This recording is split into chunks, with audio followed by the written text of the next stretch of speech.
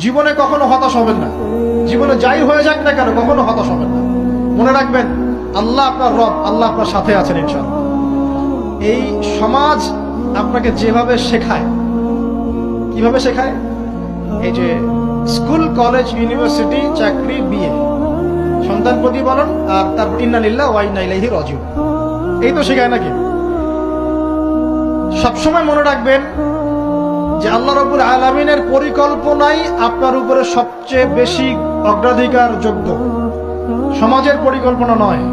পরিবার আপনাকে চাপ দিচ্ছে, চাকরি পাস না, পড়াশোনা করিস না, হ্যাঁ পড়াশোনায় কেন তুই 80 নম্বর পাইলি না, কেন চান্স পেলি না, কবে চাকরি পাবি, কবে আমাদেরকে দেখবি, খাওয়াবি, পড়াবি, এই যে চাপগুলো চারপাশ থেকে আসে কিনা? এতে করে অনেক যুবক দেখা যায় মাদকাসক্ত হয়, অনেকে দেখা যায় আত্মহত্যা করছে, ইদানিং করছে কিনা ভাই?